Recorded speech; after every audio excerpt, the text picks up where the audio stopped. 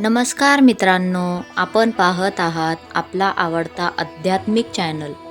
आज आपण जाणून घेणार आहोत नवनाथ कथासार अध्याय 37 मधील एक अत्यंत महत्त्वाची आणि रहस्यमय कथा.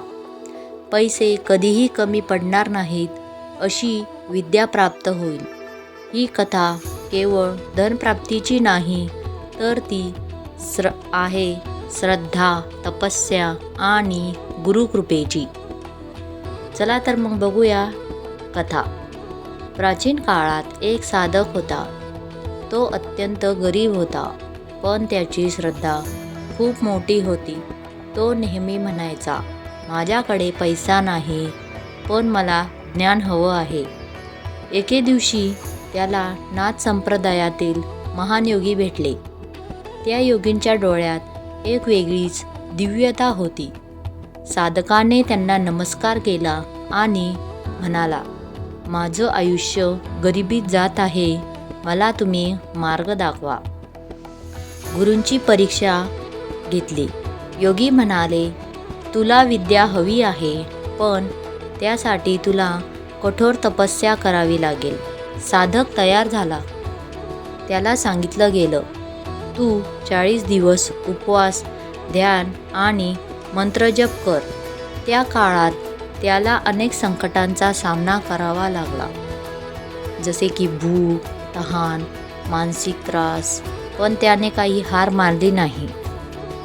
घटना कशी घडली?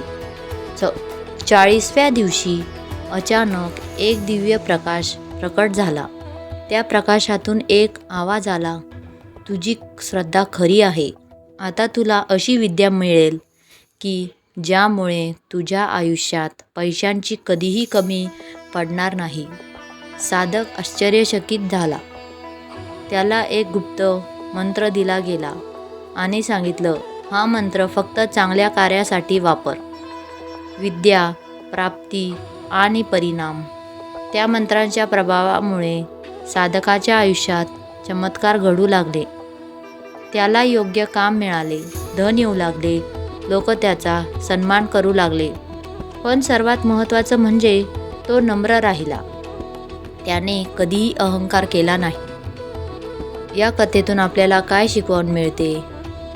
फक्त पैसा मागून मिळत नाही, श्रद्धा आणि मेहनत आवश्यक आहे.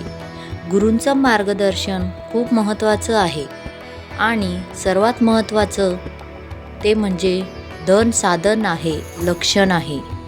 मित्रांनो, जर तुम्हाला ही कथा आवडली असेल तर आपल्या व्हिडिओला लाईक करा, शेअर करा आणि चॅनलला सबस्क्राईब करायला विसरू नका आणि कमेंटमध्ये जय नवनाथ लिहा.